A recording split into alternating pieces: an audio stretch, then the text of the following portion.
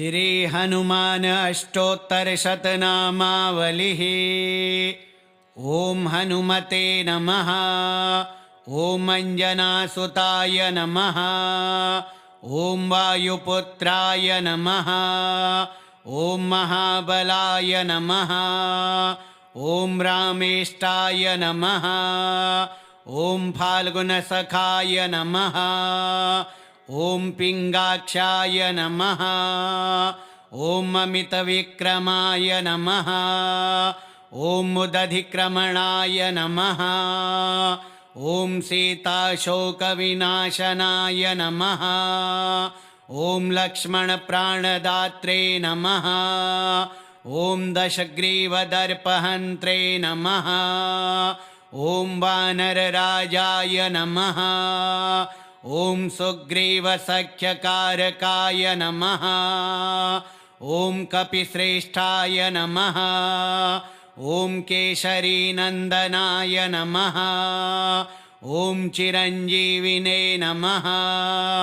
ओं वीराय नमः। ओं महावीराय नमः। ओं जयप्रदाय नमः। ओं ज्ञानिनाम् अग्रगण्याय नमः। ओं ज्ञानगम्याय नमः। ओं भक्तवत्सलाय नमः। ओं रामभक्ताय नमः। ओं दीनबन्धवे नमः। ओं महात्मने नमः। ओं योगिने नमः। ओं जितेन्द्रियाय नमः। ओं जितक्रोधाय नमः। ओं जितकामाय नमः। ओं जितलोभाय नमः। ओं महामनसे नमः। ओं स्थिरप्रज्ञाय नमः। ओं पराक्रमिणे नमः। ओं वज्रदेहाय नमः। ओं चञ्चलवर्णाय नमः। ओं दीर्घलाङ्गूलाय नमः। ओं महाकायाय नमः। ओं कपिलवर्णाय नमः। ओं प्रभवे नमः। ओं कालनेमिप्रहन्त्रे नमः। ओं भीमाय नमः। ओं भीमपराक्रमाय नमः। ओं सिद्धविनायकाय नमः। ओं सिद्धिसेविताय नमः। ओं सिद्धिसाध्याय नमः। ओं लङ्कादाहकाय नमः। ओं लङ्काविध्वंसकाय नमः। ओं सन्तापकाय नमः। ओं शान्ताय नमः। ओं प्रसन्नात्मने नमः। ओं विश्वरूपाय नमः। ओं महाद्युतये नमः। ओं अञ्जनीगर्भसम्भूताय नमः। ओं हरिद्रवर्णाय नमः। ओं सुवर्चसे नमः। ओं दीप्ततेजसे नमः। ओं रामदूताय नमः। ओं रामकार्यधुरन्धराय नमः। ओं सत्यप्रतिज्ञाय नमः। ओं महाश्रद्धाय नमः। ओं धर्मात्मने नमः। ओं धर्मपालकाय नमः। ओं कृतज्ञाय नमः। ओं शुचये नमः। ओं सत्त्वगुणप्रियाय नमः। ओं निःस्वार्थाय नमः। ओं निरहङ्काराय नमः। ओं परोपकारपरायणाय नमः। ओं शौर्यशालिने नमः। ओं रणधीराय नमः। ओं शत्रुसंहारकाय नमः। ओं संकटमोचनाय नमः। ओं भक्तरक्षकाय नमः। ओं दुःखहर्त्रे नमः। ओं भयविनाशनाय नमः। ओं पापनाशनाय नमः। ॐ पुण्यफलप्रदाय नमः ॐ दयालवे नमः ॐ करुणानिधये नमः ॐ श्रीरामचरणासक्ताय नमः ॐ रामनामप्रियाय नमः ॐ वेदवेद्याय नमः ॐ पुराणज्ञाय नमः ॐ उपनिषदर्थनिपुणाय नमः ॐ सर्वशास्त्रविशारदाय नमः ॐ महाकल्पाय नमः ॐ महाविद्याय नमः ॐ महायोगिने नमः ॐ महाबुद्धये नमः ॐ तेजोराशये नमः ॐ तेजस्काय नमः ॐ त्रिकालज्ञाय नमः ॐ भक्ताभीष्टप्रदायकाय नमः ॐ श्रीरामकीर्तिगायकाय नमः ॐ भक्तानन्दकराय नमः ॐ जगत्प्राणाय नमः ॐ जगदुद्धारकाय नमः ॐ सर्वदुःखभञ्जनाय नमः ॐ लोकनाथाय नमः ॐ महेश्वरप्रियाय नमः ॐ ब्रह्मचर्यव्रतधराय नमः ॐ सत्यधर्मपरायणाय नमः ॐ अखण्डब्रह्मचारिणे नमः ॐ अखिललोकवन्दिताय नमः ॐ श्रीरामदासाय नमः ॐ भक्तश्रेष्ठाय नमः ॐ सीतारामप्रियाय नमः ॐ हनुमते नमः ॐ अञ्जनासुताय नमः ॐ वायुपुत्राय नमः ॐ महाबलाय नमः ॐ रामेष्टाय नमः ॐ फाल्गुनसखाय नमः ॐ पिङ्गाक्षाय नमः ॐ अमितविक्रमाय नमः ॐ मुदधिक्रमणाय नमः ॐ सीताशोकविनाशनाय नमः ॐ लक्ष्मणप्राणदात्रे नमः ॐ दशग्रीवदर्पहन्त्रे नमः ॐ वानरराजाय नमः ॐ सुग्रीवसख्यकारकाय नमः ॐ कपिश्रेष्ठाय नमः ॐ केशरीनन्दनाय नमः ॐ चिरञ्जीविने नमः ॐ वीराय नमः ॐ महावीराय नमः ॐ जयप्रदाय नमः ॐ ज्ञानिनाम् अग्रगण्याय नमः ॐ ज्ञानगम्याय नमः ॐ भक्तवत्सलाय नमः ॐ रामभक्ताय नमः ॐ दीनबन्धवे नमः ॐ महात्मने नमः ॐ योगिने नमः ॐ जितेन्द्रियाय नमः ॐ जितक्रोधाय नमः ॐ जितकामाय नमः ॐ जितलोभाय नमः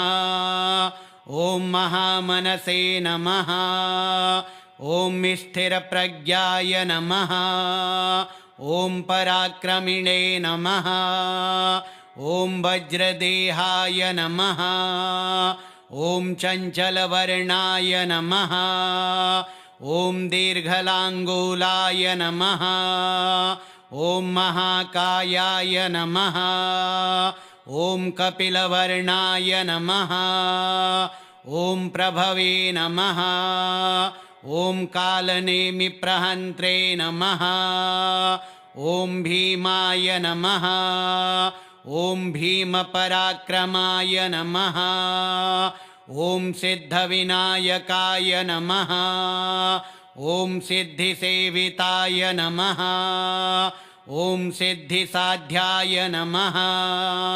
ॐ लङ्कादाहकाय नमः। ॐ लङ्काविध्वंसकाय नमः। ॐ सन्तापकाय नमः।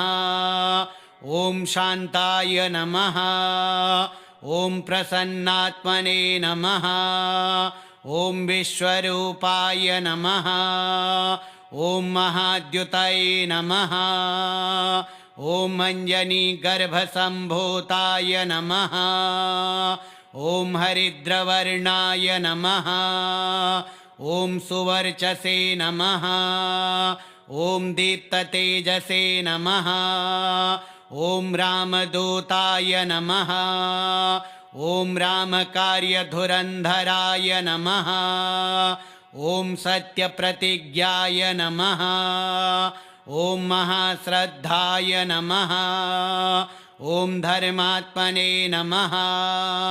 ॐ धर्मपालकाय नमः। ॐ कृतज्ञाय नमः। ॐ शुचये नमः। ॐ सत्त्वगुणप्रियाय नमः। ॐ निःस्वार्थाय नमः। ॐ निरहङ्काराय नमः। ॐ परोपकारपरायणाय नमः। ॐ शौर्यशालिने नमः। ॐ रणधीराय नमः। ॐ शत्रुसंहारकाय नमः। ॐ सङ्कटमोचनाय नमः। ॐ भक्तरक्षकाय नमः। ॐ दुःखहर्त्रे नमः। ॐ भयविनाशनाय नमः। ॐ पापनाशनाय नमः। ॐ पुण्यफलप्रदाय नमः। ॐ दयालवे नमः। ॐ करुणानिधये नमः। ॐ श्रीरामचरणासक्ताय नमः।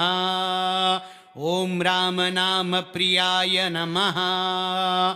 ॐ वेदवेद्याय नमः।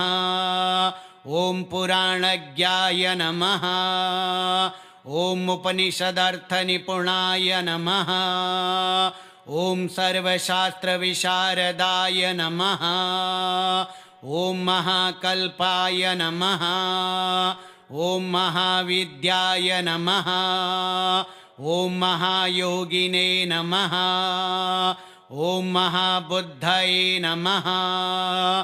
ॐ तेजोराशये नमः। ॐ तेजस्काय नमः। ॐ त्रिकालज्ञाय नमः। ॐ भक्ताभीष्टप्रदायकाय नमः। ॐ श्रीरामकीर्तिगायकाय नमः। ॐ भक्तानन्दकराय नमः। ॐ जगत्प्राणाय नमः। ॐ जगदुद्धारकाय नमः। ॐ सर्वदुःखभञ्जनाय नमः। ॐ लोकनाथाय नमः। ॐ महेश्वरप्रियाय नमः। ॐ ब्रह्मचर्यव्रतधराय नमः। ॐ सत्यधर्मपरायणाय नमः। ॐ अखण्डब्रह्मचारिणे नमः। ॐ अखिललोकवन्दिताय नमः। ॐ श्रीरामदासाय नमः। ॐ भक्तश्रेष्ठाय नमः। ॐ सीतारामप्रियाय नमः। ॐ हनुमते नमः। ॐ अञ्जनासुताय नमः। ॐ वायुपुत्राय नमः। ॐ महाबलाय नमः। ॐ रामेष्टाय नमः। ॐ फाल्गुनसखाय नमः। ॐ पिङ्गाक्षाय नमः। ॐ अमितविक्रमाय नमः। ॐ मुदधिक्रमणाय नमः। ॐ सीताशोकविनाशनाय नमः। ॐ लक्ष्मणप्राणदात्रे नमः। ॐ दशग्रीवदर्पहन्त्रे नमः। ॐ वानरराजाय नमः। ॐ सुग्रीवसख्यकारकाय नमः। ॐ कपिश्रेष्ठाय नमः। ॐ केशरीनन्दनाय नमः। ॐ चिरञ्जीविने नमः।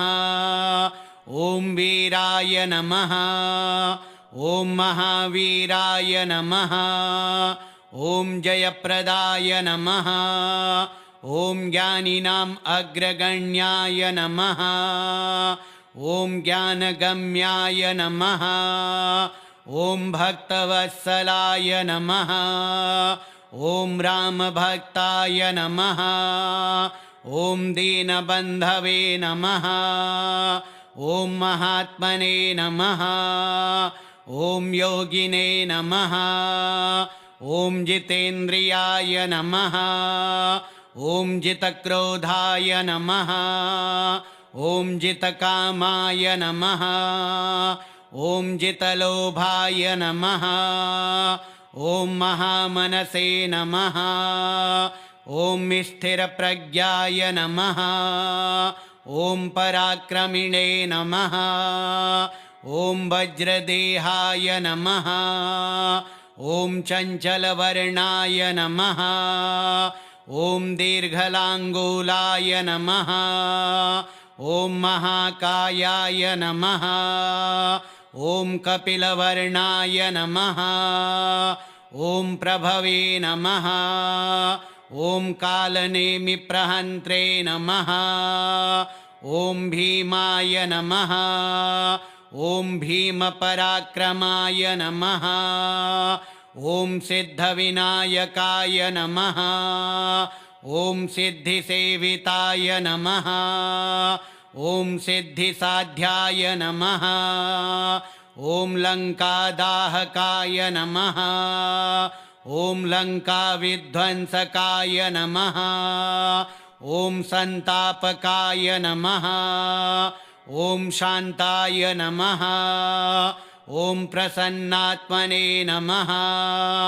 ॐ विश्वरूपाय नमः।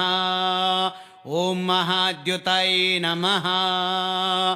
ॐ अञ्जनीगर्भसम्भूताय नमः। ॐ हरिद्रवर्णाय नमः। ॐ सुवर्चसे नमः। ॐ दीप्ततेजसे नमः। ॐ रामदूताय नमः। ॐ रामकार्यधुरन्धराय नमः। ॐ सत्यप्रतिज्ञाय नमः। ॐ महाश्रद्धाय नमः। ॐ धर्मात्मने नमः। ॐ धर्मपालकाय नमः। ॐ कृतज्ञाय नमः। ॐ शुचये नमः। ॐ सत्त्वगुणप्रियाय नमः। ॐ निःस्वार्थाय नमः। ॐ निरहङ्काराय नमः। ॐ परोपकारपरायणाय नमः। ॐ शौर्यशालिने नमः। ॐ रणधीराय नमः। ॐ शत्रुसंहारकाय नमः। ॐ सङ्कटमोचनाय नमः। ॐ भक्तरक्षकाय नमः। ॐ दुःखहर्त्रे नमः। ॐ भयविनाशनाय नमः। ॐ पापनाशनाय नमः। ॐ पुण्यफलप्रदाय नमः। ॐ दयालवे नमः। ॐ करुणानिधये नमः। ॐ श्रीरामचरणासक्ताय नमः। ॐ रामनामप्रियाय नमः। ॐ वेदवेद्याय नमः। ॐ पुराणज्ञाय नमः। ॐ उपनिषदर्थनिपुणाय नमः। ॐ सर्वशास्त्रविशारदाय नमः। ॐ महाकल्पाय नमः। ॐ महाविद्याय नमः। ॐ महायोगिने नमः। ॐ महाबुद्धये नमः। ॐ तेजोराशये नमः ॐ तेजस्काय नमः ॐ त्रिकालज्ञाय नमः ॐ भक्ताभीष्टप्रदायकाय नमः ॐ श्रीरामकीर्तिगायकाय नमः ॐ भक्तानन्दकराय नमः ॐ जगत्प्राणाय नमः ॐ जगदुद्धारकाय नमः ॐ सर्वदुःखभञ्जनाय नमः ॐ लोकनाथाय नमः ॐ महेश्वरप्रियाय नमः ॐ ब्रह्मचर्यव्रतधराय नमः ॐ सत्यधर्मपरायणाय नमः ॐ अखण्डब्रह्मचारिणे नमः ॐ अखिललोकवन्दिताय नमः ॐ श्रीरामदासाय नमः ॐ भक्तश्रेष्ठाय नमः ॐ सीतारामप्रियाय नमः श्रीहनुमान अष्टोत्तरशतनामावलिः श्रीहनुमतार्पणमस्तु।